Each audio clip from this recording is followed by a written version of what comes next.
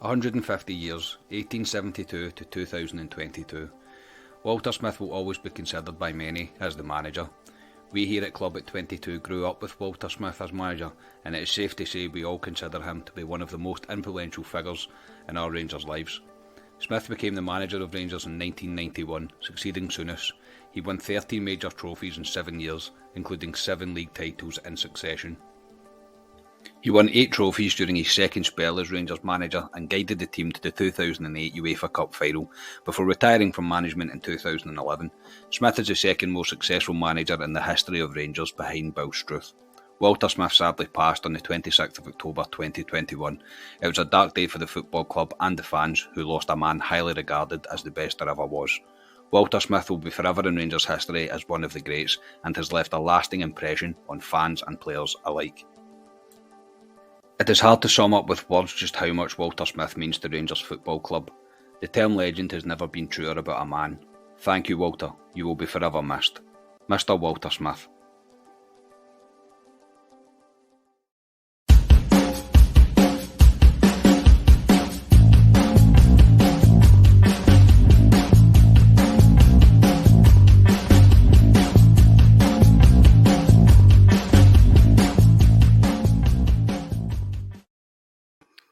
Hello everyone and welcome to Club Deck Corner here on Club at 22, the Rangers podcast. A week of threes, 3 goals on Thursday, 3 goals on Sunday, and 3 of us here to discuss all things Rangers. I am your host, Scott Carney, and joining me fresh from a shower in a certain Rangers bar in the centre of Glasgow is Ali Pearson. Ali, how are you? I've dried off from Sunday. Scotia had a, Scotia calls it, what is it, Funday Sunday, Scotia, or Sunday Funday, whatever the hell we call it. Yeah. And yes, we were in for a beverage in a certain Rangers bar in the town. I went to the toilet, then I went to wash my hands, and the tap decided to break. And shit, you know, it was pissing water everywhere. The only way I could describe it is if somebody had a hose, or like when you're in the shower and they were just spraying it on you, and it was that way. I tried to get it off or try to fix it, and then nothing was happening, and I get absolutely drenched. And I come out the toilet, and Scotia seen me, and apparently it happened before, I think, in the toilet, but it was they managed to get it off, but it was it wasn't ideal, to be honest, at 9 o'clock at night. Absolutely soaked in a pub, but. I am devastated I wasn't there, mate. I'm absolutely devastated I wasn't there. Well, it could have been worse, mate. It could have been a pint of beer like that time in the back of the Viceroy, mate, where we get pelted with a bottle and I got a pint of beer spilt over me for our troubles. Oh, that's brilliant, mate. Scotia, how's it going, man? Yeah, I'm good. No, that was brilliant. I was standing at the puggy and he just walks out and I'm like, what have you done in there? He's just dripping wet. It was brilliant. So that was good. Yeah, I'm doing well. And once again, great wee intro you done there for the gaffer. Loved it. Yeah, obviously we had a funny story just directly after that. It's never easy to discuss Walter Smith, but there's no way we could be doing a tribute to certain Rangers figures over 150 years and not mention Walter Smith. So yeah, I hope you all enjoyed that. So before we do get into things, just a quick shout out to our YouTube membership. You can become a Club at 22 supporter from the 99p, and coming soon is our first ever exclusive live YouTube show with our supporters. So there is never a better time to join and sign up. You can also buy the podcast a coffee, just like Gene Scott and Stevie Telfer so kindly did. Thank you so much. Honestly, it's amazing. And Stevie, thank you so much for the lovely message to go along with it. I really do appreciate that. And thank you so much again for your generosity. It is absolutely fantastic that you want to support this podcast. If you do want to support the podcast, the links are below this podcast in the description. And you'll be helping aid Scotia's thirst by buying us a coffee. I mean, Scotia's very thirsty. And as always, please subscribe to the YouTube channel, like the videos. 2 wee clicks for you that cost nothing makes a massive difference to us, and it really supports our podcast. So, gentlemen, we will start with the draw for the semi-final of the Scottish Cup. Rangers will take on Celtic. The tie due to take place on the weekend of the 16th and 17th of April. So, no doubt it will be Sunday at noon. Ali, thoughts on the draw, mate? I knew we would get them. Yeah. Saying that, it was well, it was them or the other two. So it was. I just had a feeling we'd get them in the semis. I did. It's Easter weekend as well, which the cops will be loving. So it doesn't matter if they put it the Saturday, the Sunday, everyone's off on the Monday, so they'll love that.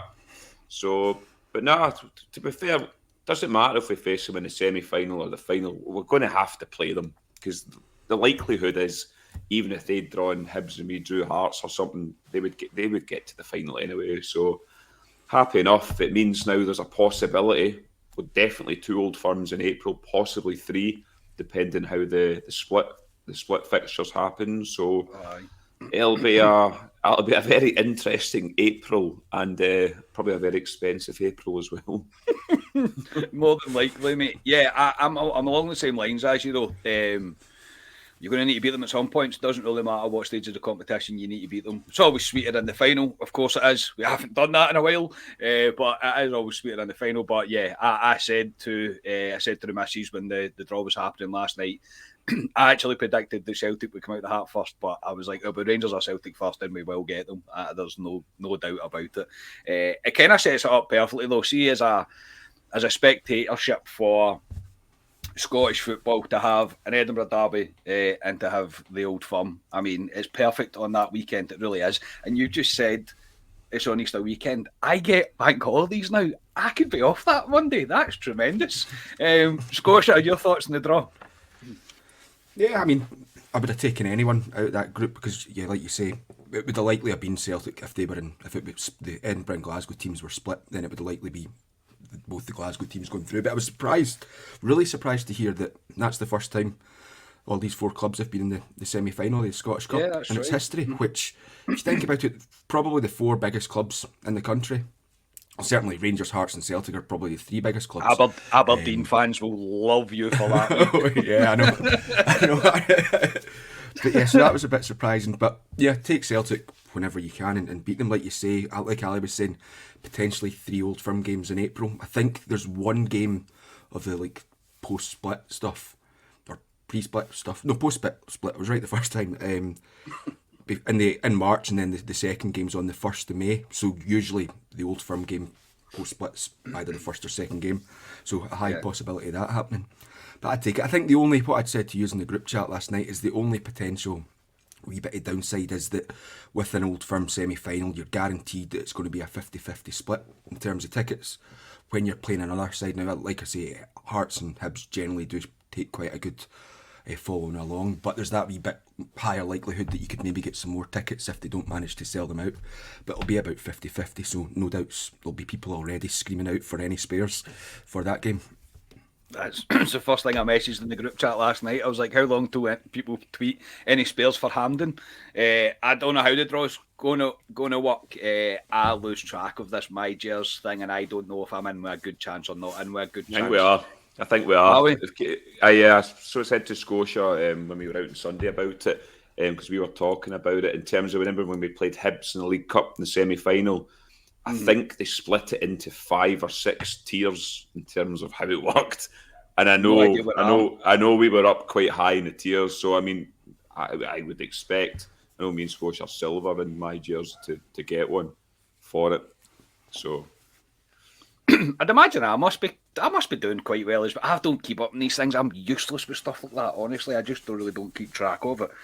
But I'd imagine I'm in pretty good chance. So yeah, obviously, if Rangers are still in Europe after this week, then it will be the Sunday. There is absolutely, it has to be on the Sunday. So, but yeah, I'm going to need to ask and work tomorrow, mate. I think I'm off that Monday, which is excellent, absolutely excellent.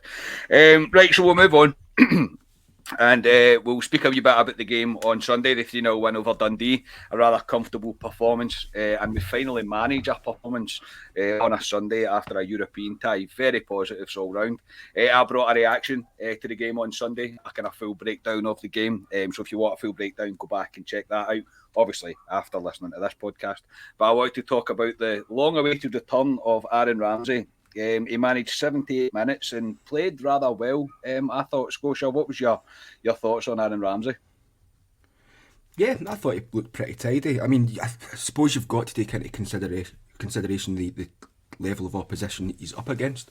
But it was kind of the perfect game for him to come back in. He did look neat and tidy. Some of the passes and making movement forward, really good. He could actually get a goal at one point. I think he was unlucky with his shot, but he did. He looked tidy, and he got 80 odd minutes, which is a lot more than I expected. But again, that's potentially down to the level of opposition that we've got against, or that we were playing against. So he didn't look too far away like he has previously. He certainly does look a wee bit sharper than he had when he was coming on for subs appearances earlier, a couple of months back. So I don't expect to see him play, or at least start the game on Thursday evening. But I mean, we're back up to Den's fault on the Sunday, so again, it's probably a perfect opportunity for him to start that game again, get a decent amount of minutes in him, and then I know he's been called up to the Wales squad, so they've obviously got Austria in that World Cup playoff thing, and then the winners of that game will be playing Scotland on the Tuesday. So there's a couple of games in there that he'll maybe get some minutes to get back up to speed as well. So no, I was pretty impressed with Ramsey all round. Or get injured. Or get injured in the games. It's one of those ones, isn't it? Yeah, no doubt. I thought he looked very neat and tidy. I think you could see his footballing brain. He might not be up to full pace yet, but he knows when to only take one touch. He knows when to take a few touches, and he knows where every player is. And the pass that he sent out to Tav, which eventually led to the Rangers getting the penalty, you could see he's getting closer. Yeah, I thought he was good. I mean, me and Scotia had a bit of a laugh just before he jumped in the subway, going into Paisley Road, and I seen he was in the team, and I was like, oh God. And I think I put in the group chat, let's all name our minute how long he'll last. But I was surprised he lasted 78 minutes. I didn't think he would last that. I agree with Scotia. The standard of opposition in Dundee, they are woeful Dundee, by the way. Yeah. If their fans don't even turn out anymore, they're that woeful. Bad, wasn't it? Oh, I know. It was shocking. Oh, I know. But no, in terms of Ramsey, I thought he was neat and tidy. He impressed me more than what I thought he would. But again, he's playing Dundee, but I didn't expect him to play 78 minutes. I really didn't. So maybe slightly further ahead than we thought. But like I said, like Scotia says, I don't expect him to start Thursday at all, and I would expect him probably to start up at Dens again on a Sunday. That's interesting. It was something I was going to come on to regarding Thursday night. Excuse me, man, I've got a frog in my throat. I do think there's a high possibility we will see him starting on Thursday, and the only reason that I say that is Joe Aribo has looked slightly jaded over the last couple of weeks or so. He looks like he's truly struggling for maybe not fitness, just sharpness and lasting the entire game. He just looks like he's not quite there, and he probably hasn't looked the same since the African Cup of Nations, since he came back from there. So I think there's an outside chance that we might see Ramsey play, because obviously we're doing this before the press conference, but if everybody's fit that we expect to be fit, then I think he might get away with playing Aaron Ramsey. Is that a firm no, Ali, for him on Thursday? It depends who's available. I mean, we've got Lundstrom, Aribo, and Arfield are the three that we're missing at the weekend. If they're available for Thursday, I don't think he starts Ramsey. I think we've got a kind of core European team at the moment now. They know what their jobs, they know what to do, and I think he'll keep a settled team. I know it's not as if you put Aaron Ramsey in and it unsettles it, if you know what I mean. But I just think he's got a core team there that's worked well for us in Europe, especially against Dortmund, obviously against the first game of Red Star. So as long as everyone is available, he doesn't start for me. No, that's fair enough. Scotia, what about you? I mean, we have had the conversation many a time about him getting game time and when he's going to be fully fit. So I understand where Ali's coming from, but surely we might be shooting ourselves in the foot if we don't give him this opportunity, because as we've just spoke about, there's a lot of big games potentially coming up. Yeah, April's going to be a massive month, but I'm probably similar to Ali. I'm probably more in Ali's camp as well, that it wouldn't start, and I don't want to go give away too much of my team right now, but obviously all depending on who's fit. I had another Kenny, someone earmarked for what you were discussing about as well, which I can discuss later on when we come to the teams. But I don't see him starting. I think he'll potentially get some game time depending on how the game goes, but I don't see him starting, if I'm honest. That's fair enough.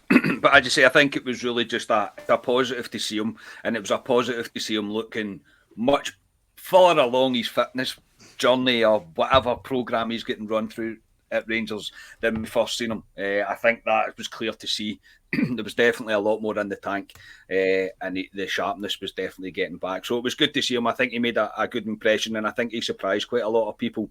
Not that we were ever going to doubt it, but I think we were all kind of doubting at what level he was going to be at. And yeah, he looks like he's definitely getting there. Paying for all the physios seems to have worked, so it's a good use of your 450 grand a week, Mr. Ramsey. So yeah, it was good squad rotation on Sunday, and some standout performances, especially from Sands, who I thought was excellent, and I gave him my man of the match. But we also seen young Alex Lowry, who came on and got himself an assist for the third goal, choosing the correct pass for Sakala, and Sakala slots it away. Sands was involved in the build-up of that goal as well. So, Ali, what your thoughts on Sands, and probably more so Lowry, but what were your thoughts on they two? Start with Sands, maybe. I was impressed with Sands, to be honest. I mean, me and Scotia had a discussion before the game, and I said, I don't know about Sands. Is he another Matt Polster? Is that what he is? Another kind of utility player? But we've not seen much of him, to be honest, and he's been chucked in games where it's been a bit. I probably wouldn't have chucked him in certain games he's been chucked in terms of he's been at Pataudry the first game, etc. So no, I was impressed with him. Didn't give the ball away. He looked neat and tidy in the ball, looked calm in the ball. Yeah, I was impressed with him. I really was. But again, I need to bring myself back down and go, it's Dundee we're playing here. Dundee, so yes. so we'll see what happens. But no, he can be proud of himself for what he did on Sunday. I thought he was good. The boy Lowry, he's got everything, Lowry. I just love the way he's not scared. He wants the ball. He'll drive with a ball, and he picked it. I mean, that pass to Sakala, it was a perfect pass, perfect weighted pass as well, and Sakala done well to finish it. But I like Lowry. I like the look of him, and I'm looking forward to seeing him on Saturday in the B team when they take on Celtic. I'd assume he'll be playing that game. So yeah, I think he's got the world at his feet, Lowry, and hopefully we might see more of him next season. Yeah, I would assume he would play that game on Saturday as well. However, Scotia, he's knocking on the door now. There's no doubt about it. Every time we see him, he continues to impress. And Ali said it there, the belief that he has in himself. He's not intimidated. He's not scared. He's got all the confidence in himself. And he looks like I don't want to pile on the pressure on the lad, but a lot of people have been making comments around him. And he's going to need his chance at one point. And every time he comes on, he has a massive effect on the game. It's this sort of gallousness he's got about him and got about to his play that really impresses me. Like, you see it quite a lot with like young Scottish guys, that they can have this wee bit about them and you just go, no, you've got what it takes. And I think you can see that with Lowry. I mean, 4 minutes on and he was pivotal and, getting us a goal along with Sands. What I was thinking about is, we've obviously been going like, what's the point in the Diallo loan signing? What's the point in the Diallo loan signing? They're both 18, 19 years of age.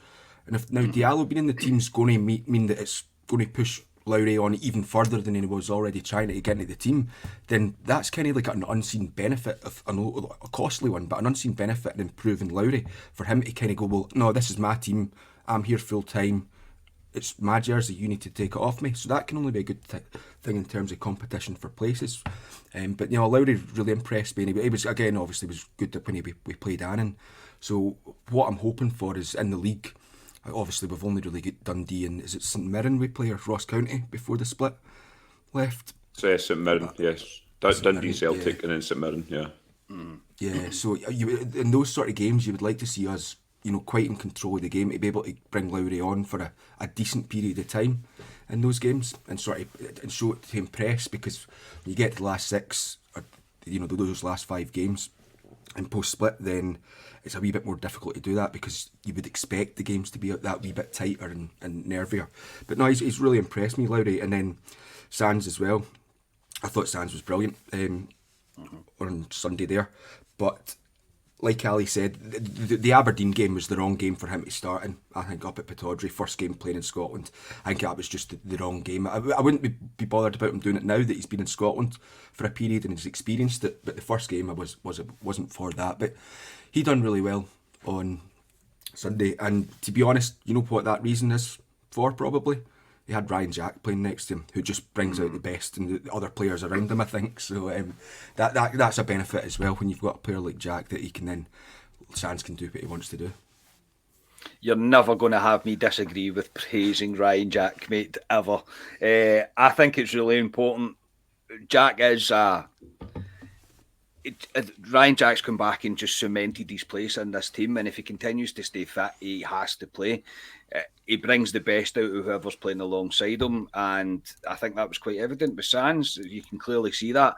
Now, obviously, and we obviously keep going back to saying it is only Dundee. However, the level of performance and the commitment that the Rangers showed in Sunday, it's what you want to see. It doesn't matter who you're really playing. You should be up in your level. You should be kind of controlling these games in exactly the way that we've done. That's what we all expect from Rangers on a Sunday.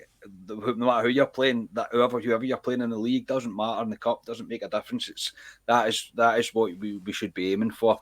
But I think Sands did himself no harm at all. I thought he was really good. I thought he helped control the game. I think he actually did a wee bit more of the dirty work than what Ryan Jack would have done, to obviously let Ryan Jack be a wee bit away from the battles, if you like. But yeah, if Jack continues to stay fit, was looking good. Obviously, we made a number of subs. Gio did say after the game that he's not worried about Kent, and he wasn't worried about Ryan Jack either, which is very good news, because Kent's one looked a wee bit like a slow one. To be honest, it was quite high. So it's positive all round for that. We'll speak about James Tavernier. Scotia, he's going from strength to strength just now. He's probably showing one of the best run of forms that he's had probably since joining the club. He's been here a long time now, but he is truly leading by example now. And is he continuing to prove the doubters wrong just by proving how much of a Rangers captain he is? I've always liked Tav, but I think there's going to be some certain people out there they made up their minds straight away, and nothing they can do is going to change that, which kind of perplexes me at times because he's been brilliant. I know we get like comments after the videos on YouTube and stuff like that you can see, and I think it was at Dundee Taylor maybe mentioned about wasn't too sure about Tav, and see when Gerrard first came in and it was clear Wallace wasn't going to be captain, I was screaming out for it to be Ryan Jack to be the captain. But Gerrard proved me wrong, gave it to Tav, and I think Tav's been an absolutely brilliant captain. He's, like you've said previously, he's not the screamy shouty captain like a Ferguson is. He's calm and controlled and like follow my example on the pitch. This is how you do it, kind of thing. He just gets his head down, plays really well. The wee spell he's going through at the moment's brilliant. I mean, he obviously had a similar spell last season up until he got his injury, where he just kind of upped at that wee level. And if he's doing the same right now, then that's absolutely brilliant for us. No, Tav's, I don't know what more I can say about Tav, because every time we speak about him, it'd be good if you could get someone that didn't like him to speak about him and give maybe a wee bit different opinion, because I think we're probably all the same, that we quite like Tav. But he's been brilliant, and see, like Sands, with Jack playing in the midfield, it gives Tav a wee bit more licence, because Jack has played at right back before, and so whenever Tav goes forward, Jack automatically knows exactly where he needs to go and drop in and cover that position, which he probably didn't have when Jack was out the team. So maybe that's maybe no coincidence that Tav's kind of rising improvements has happened at the same time as Jack coming into the side. Definitely, mate. I'm loving this Ryan Jack stuff, mate. More of that. Very good. Ali, just another outstanding penalty. I mean, it was never in doubt, this penalty. I mean, it's unsavable penalties, 2 in a row, and he's just continuing to kick on and on and on. He's going to be remembered when James Tavernier leaves. I think time is going to be very kind on him. Yeah, we said it after the Red Star game. You're confident when Tav steps up to hit a penalty now. See, for some a year ago or whatever, not even a year ago, but 2 years ago or whatever, when you had that wee dodgy spell, you were kind of shiting yourself. But Yes. he looks the way he's playing at the moment. Tav, he's just playing with confidence, and he buried that. I mean, that was a top bin, other corner for where he did one with Red Star. Great penalty by Tav, and yeah, he's one of our, if not best player at the moment in terms of the last 3, 4, 5 games we've played. He's just. He's hit a level at the right time, to be honest, Tav, because we're coming at a critical stage of the season and we need the big players to be hitting levels, and he's hitting levels at the moment. So, yeah, Scotia said everything about Tav. There's not much more I can say about the guy. He's been here 5, 6 years, whatever it is now. I love Tav. Look at his numbers, look at his assists. Tells a story for me, to be honest, for a guy that cost us 200-300 grand for Wigan. So, it's not too bad. It's an incredible return that we've got out of James Tavernier, there's no doubt about it. And if the guy that listens to this podcast that sits 3 rows behind me is listening, he hates Tavernier because even when Tav scores, he gives an F-sake Tav. So, yeah, maybe get him on. But no, Tavernier is... I've always backed Tav. I don't think... you can't not appreciate what the guy's done. He's been through the bad with us and he got through the other side and he was rewarded by lifting the title last year. He deserved that more than most to lift that title. And when things get serious and the pressure starts to come on us, Tavernier, I think, is one of the ones that will stand up to the plate. But also, I will agree with Scotia. It's because Ryan Jackson, the team. Always because Ryan Carney, Jackson. CB Tav as well. It's certainly why I love him so much as well, is because if you remember back to his first game, it was the 6-2 game against Hibs, and they scored an absolutely tremendous free kick. I mean, as soon as you do that in your first game, then straight away, I'm going to love you forever. So nothing you do after that's going to go against you. That's true. That was a cracking free kick. He tries to do that every single time now. When we've got a free kick out on the same side, he still tries to do the same thing, and he very rarely pulls it off. But no, I think he's hitting a real run of form, and he is leading this team by example just now. So very happy about James Tavernier. Before we move on, just quickly, is Gio finding the groove for this team now? Is he figuring out what system is definitely going to work with the team? And are we hitting form at the right time? Ali, I don't want to... Yes, I understand it was Dundee, but the performances, Dortmund, Red Star, Dundee and Sunday, we're going in the right direction here. Yeah, it's a lot better. It's a lot better from what we've been watching. I mean, let's be honest, we've been shiting ourselves in the league the last few league games because we've not been convincing. We're not putting teams to the sword. The game against Dundee, I really enjoyed it because I could actually sit back and kind of relax watching that game. It was an enjoyable game to watch. Rangers were never in any danger in that game whatsoever. I know Dundee aren't great at a team, but that's as you said, that's how it should be. That's what Rangers should be doing when they go away to these teams, and they haven't been doing it. But I think Europe's given them a bit of confidence, showing them that they are a good team, Rangers, and they need to go out and show it in the league. And yeah, like I said with Tav, hopefully the team is coming into its groove into the last bit of the season, and it's critical because I mean the fixtures coming up for us if we get through to the next round of the Europa League as well. It's you're playing every 3-4 days again, and there's Scottish Cups, there's Old Firms, there's huge games coming up. So, yeah, I just hope Rangers have hit form at the right time. Yeah, me too. And I say I don't want to get too carried away because you know what happens when Rangers fans get too carried away. Or when this podcast gets too carried away, we get slapped in the face. If you want evidence of that, go back and watch my vlog from the Motherwell game because that was a hell of a slap in the face. Scotia, what's your thoughts? Do you think we are beginning to click into form maybe at the right time of the season here? Potentially, yeah, because I've been looking back through since Gio's come in. Obviously, before the winter break, started really well. He didn't really have any time to do anything, so it was consecutive wins and drawing with Leon. So we're looking good. We came back after the winter break and we looked a wee bit leggy with the sort of Ross County Celtic and the Aberdeen games in particular, we didn't look great. Looked as if we were back on track with the wins against Hearts and Hibs. Got Borussia Dortmund, played really well against them, but then the game against Dundee United and, like you mentioned, Motherwell were really disappointing, and the St Johnstone and Aberdeen 1-0 wins weren't overly convincing. But in Europe we're looking great, and there against Dundee on Sunday we looked really good as well. The way he's been able to change things up, change tactics in games, which has been really evident in Europe. The mix up of the corners that we're taking at the moment as well. You know, we're not continually going for the same pass.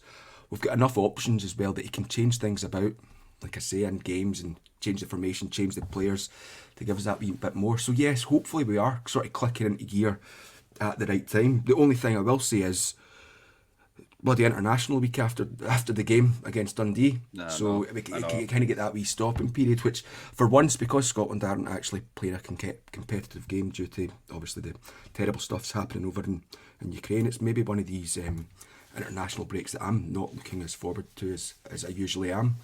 And what I would like to say as well, actually, on that Ukraine thing, big kudos to the Rangers first team staff and the women's team that are donating their wages for March to the Ukraine cause for them, what's happening over there, because without getting too political, it's horrible what's happening over to the Ukrainian people.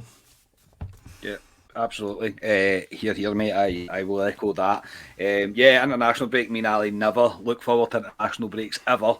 Never. And if your Scotland injures Ryan Jack, I will personally hold you responsible, Scotia. I'll never forgive you. Honestly, I'll never forgive you. So no, maybe it is a bit unfortunate, but I also think it's going to give a chance for a lot of people to be fighting fit for the rest of the season, and to get us right in peak form. I would like to think, fingers crossed anyway. Speaking of good form, a word from our sponsors. It's time to join the 4 million men worldwide who trust Manscaped, who are the leaders in below the waist grooming and can provide you with the right tools for the job to keep your balls thanking you. With our exclusive offer, go to manscaped.com, use the code CLUB@22 for 20% off and free shipping. Manscaped are the global leaders in men's below-the-waist grooming and have forever changed the grooming game with their amazing Performance Package 4.0. The number one product in the package is the Lawnmower 4.0. It has skin-safe technology and has an LED light in case you want to live life on the edge and shave your delicates in the dark. To complete the trimming of said delicates, finish it off with Crop Preserver Ball Deodorant and Crop Reviver Ball Toner, Scotia's favourite. These formulations will have your balls smelling like a king. Our exclusive offer is 20% off and free shipping with the code CLUB@22 at manscaped.com. It's time to throw out your old hygiene habits and upgrade your life. What will your balls do, Scotia? They will thank you. They will thank you. So thank you to Manscaped for the continued support, and their products are fantastic. So thank you. If you use our code, you'll be supporting this podcast. So thank you to everybody that's done so far. I was going to try the wee tee up thing, but we could all say it at the same time. But because due to the slight delay that happens with Scotia's, he'd probably say it about 30 seconds after me and Ali say it. So it wouldn't quite work. I just thought I'd ask Scotia what your balls would do. Right. We will move on to the small matter of the second leg against Red Star Belgrade in the last 16 of the Europa League. Rangers travel to Belgrade with a 3-goal lead as we look to get ourselves into the quarter-final. Red Star also won their league match just there on Monday night by 2-1, and their manager has sent out a call to arms for the Red Star fans to make the difference and be the 12th man to let Rangers feel how intimidating their stadium can be. I'm not sure he was at that game on Thursday when we played Red Star. I mean, Ibrox pretty loud, mate. Do you know what I mean? We kind of know what loud stadiums are all about. Anyway, thoughts ahead of the game, Alistair? It's not dead. We've got a very, very good chance of going through, but it's not dead. Again, it depends. I always think that the first goal is crucial. If they get the first goal, it depends how we react. But if we get the first goal, then I would say if we score over there, I would like to think we'll go through.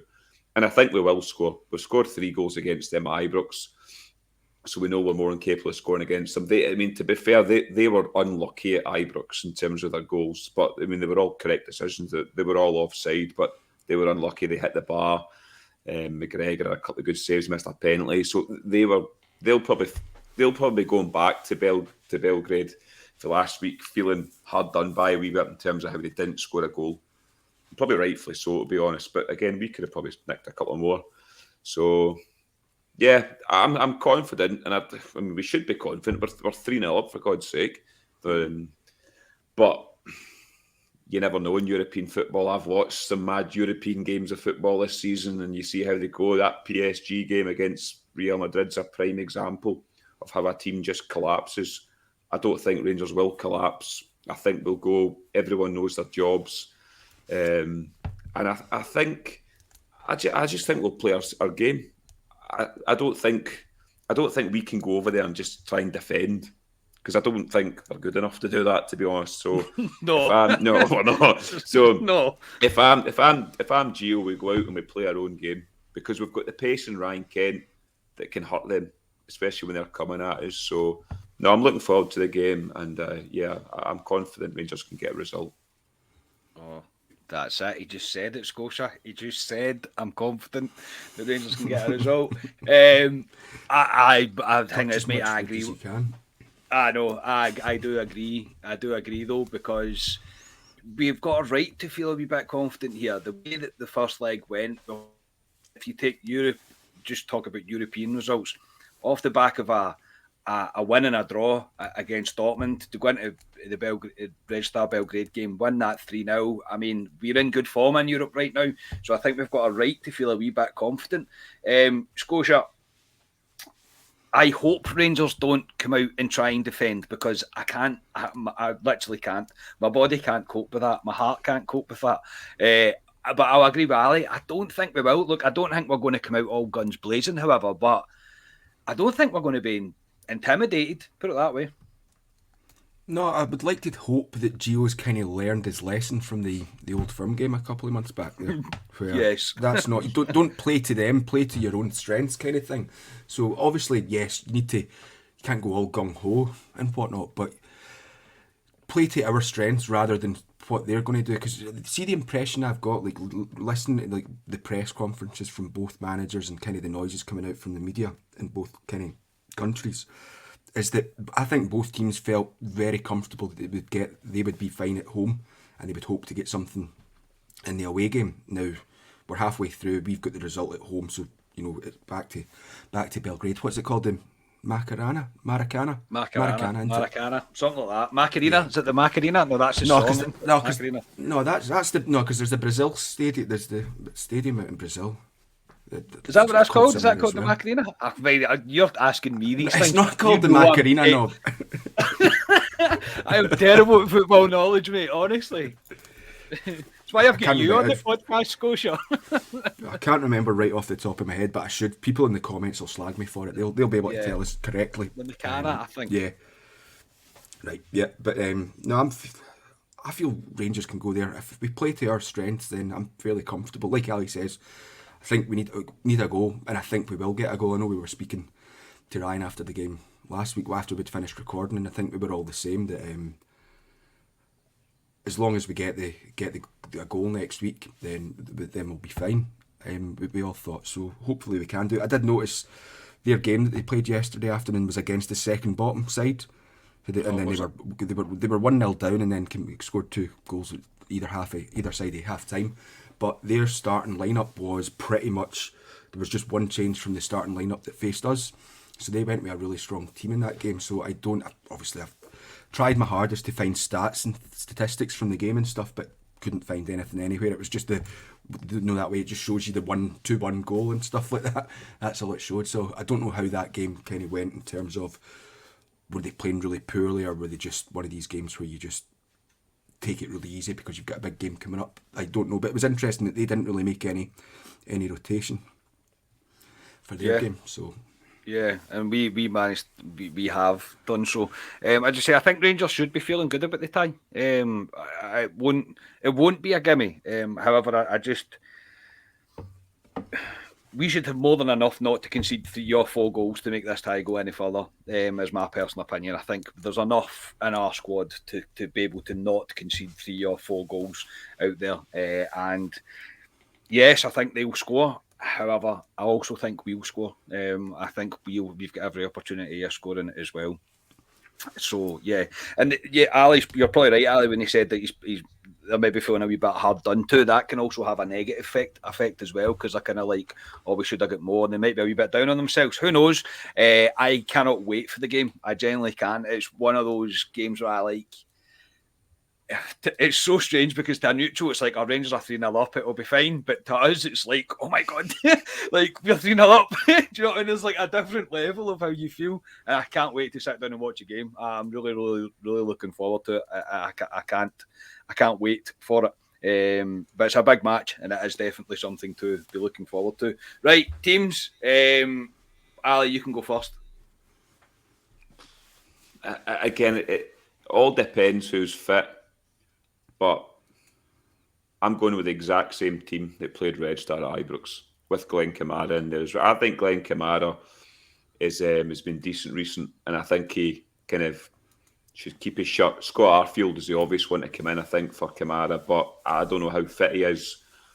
So for me, I'd keep the exact same team that played at Ibrox. I think they've earned it. So like he kind of did against Dortmund, I think he played the same team at Ibrox. So I would keep the same team. Fair enough. Scotia, you going along with that? Yeah, pretty much. The one person that you spoke about him earlier, with Aribo, looking a wee bit kind of jaded at times and could maybe do with a rest. One thing that I'm thinking about is, should we have a player like Sakala playing out there to give us an extra outball? Because, you know, the Red Star will need to go. Red Star need to come and score 3 goals, really, or 4 goals to win the tie. So we having Sakala there as an extra outball with that speed might be advantageous. So I don't know. I think I'd probably tend to go with the team that started last week, but I can potentially see a likes of Sakala getting thrown in there as an extra outball. Fair enough. I don't know if I should read my team. It'll probably give you the fear. I think it'll be McGregor, Tavernier, Goldson, Balogun, Bassey. Basing on who I think might be fit is Lundstrom, Jack, Ramsey, Kent, Morelos and Sakala. And I think Aribo will obviously be on the bench.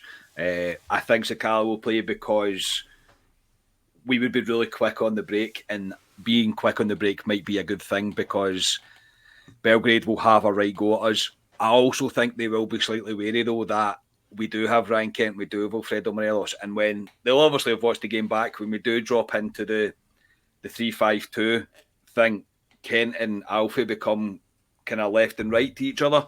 That's frightening going forward if we manage to get a break of the ball with that. So yeah, I think that'll be my team. I'm only putting Ramsey in there because why not? I mean, it's about time. Do you know what I mean? Like, he plays in a big game, so why not? But it will be Aribo. I've got no real doubt that it will be Aribo, but I would play Sakala over Kamara or Arfield just to give us a bit of pace on the break. Maybe something to look at further into the game, but I can totally get the arguments for sticking what we already had. Ali, your score prediction? They'll score, definitely. Yes. Let's say you says I think we'll score. I'll say what I think it's going to be. Right? I know I'm on a Rangers podcast, everyone likes to say we'll win and all this, but they'll beat us 2-1 and we'll go through an aggregate. There you go. And the goal scorer for us will be Ryan Kent. Yeah, you will have to score. It's got to happen. Yes, it has to happen. 100%. Scotia, your score, mate. Excuse me, I felt so sorry for Kent when that boy cleared it off the line on Sunday. No. His face just went, what have I got to do? Yes, I think they'll score as well, but I think we'll score. I'm going to go for 2-2. But see, when you were saying there about the Kent and Morelos, had flashbacks to the Dortmund game where it should have been 3-2, so that wouldn't surprise me. But going for 2 each on Thursday evening, and Alfie to score first for us. I'm also going for a Desmond 2-2, mate, and Alfredo and Kent to score. I think we're all just saying that they're going to score, so we're setting ourselves up to accept it when they score. Do you know what I mean? It's like, no, we knew they were going to score. It's fine. We'll carry on. We knew they were going to score, but no, it's a massive tie, and I am really, really looking forward to it. We could be in the quarterfinals of the Europa League, absolutely superb. And then you start to dream. You really do start to dream. So yes, that will do us. We usually wrap up there, but obviously we will finish with our 150 years Rangers figure for this show. And it is Walter Smith. Walter Smith was and is a massive part of our illustrious history and is really up there with the best that there has ever been. Ali, it's hard to try and sum up Walter Smith, but your best possible terms, mate, your thoughts on the effect that Walter Smith had on Glasgow Rangers over 150 years, or for his part that he played in our 150 years. I've grown up with him through 9 in a row. Obviously his second spell as well. He's always the gaffer. Doesn't matter who's in charge of Rangers. I know it's from Bronkhurst, but I always refer to as Walter Smith as the gaffer. Privileged enough to meet him. Me in Scotia, I've met him. Great guy. But I don't know what else you could say about Walter Smith. I think he sums up Rangers. Everything about what Rangers stands for, Walter Smith and a man is Rangers in terms of how he conducts himself, dignity, class, how Rangers should be, and he kind of sums Rangers up, to be honest. So, yeah, that's the way I remember Walter Smith, and he's a true Rangers man, and he represents our football club to the highest degree.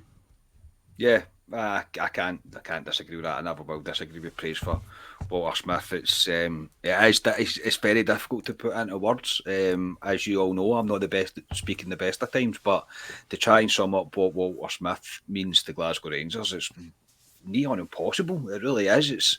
It's hard to do so. Scotia, your thoughts on the effects Walter Smith had over 100 or during his spell in our 150-year history, mate? Absolutely massive, and I mean it's fitting that you had Bill Struth on last week or the last time we done this, and then Walter today, because for me they're like the two biggest managers that we've had, and certainly personally Walter Smith's a bigger one because obviously lived through it all, seen it all. Yeah, I'd be saying everything that we've said before. If no one's seen it, we've done a wee tribute pod for Walter Smith. The three of us, and Ryan was on it as well, just talking all through Walter's sort of time at Rangers. So if you are interested in that, I would suggest go and have a wee listen, because that was quite a nice pod to do and kind of get everyone's memories on him, and you can tell through that what he meant to us personally. So yeah. Yeah, that pod was good because we deliberately tried our best to not be about the passing of him. It was to celebrate his life more than it was anything else. Me and Ali bravely still, mate, I say, came on and tried to do a podcast when we found out what had passed. But the pod that we done to dedicate to him was a right laugh. It really was. I absolutely loved that podcast. It was a cracking one to do. So please do go check that out. It's back on the channel. So that'll do us tonight. Obviously, just finishing up with Walter Smith, literally a true Rangers legend, and he deserves to be remembered in our 150 years. There's no doubt about that. Ali, thank you very much for your time, mate, and watch out for taps. I know Ryan's down at Cheltenham, so I hope he's watching himself down there. So I bet he's enjoying himself down there, flinging money about. Hopefully he wins, but no, I'll be watching taps from now on. But I'm looking forward to Looking forward to Thursday. I'll be very wary when I'm in that toilet again. So, hopefully lightning doesn't strike twice. But no, looking forward to Thursday, and also myself and Scotia are going to the B team game on Saturday at 1 o'clock at Ibrox. So I'm looking forward to seeing that, because last time we seen the B team, the team they played was absolute dire. So it's quite hard to judge them. So I'm looking forward to see them against, obviously, the Celtic B team will be very close to our team, to be honest. So I'm looking forward to see a competitive game. And I think me and Scotia are possibly talking about doing a wee video for it as well. So we'll maybe bring you some reaction to the game as well. That would be great. I might be there. I still don't know. I'm not 100% sure, but I forgot about that, mate. So well done. Dead professional, this podcast. Scotia, thanks very much, mate.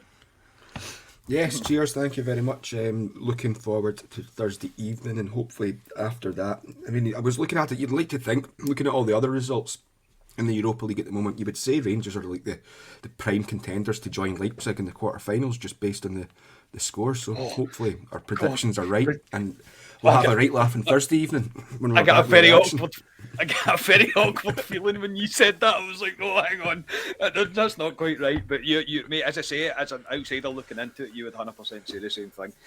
Brilliant, great laugh tonight, lads. Absolutely superb. Thank you to everybody for tuning in. As always, please like the videos, subscribe to the YouTube channel. We will be back with a club reaction pod after the game on Thursday night, where we hopefully celebrate Rangers being in the quarter-final of the Europa League. So until then, enjoy the rest of your week. We are Club at 22, the Rangers podcast, and I'll speak to you all next time. Cheers.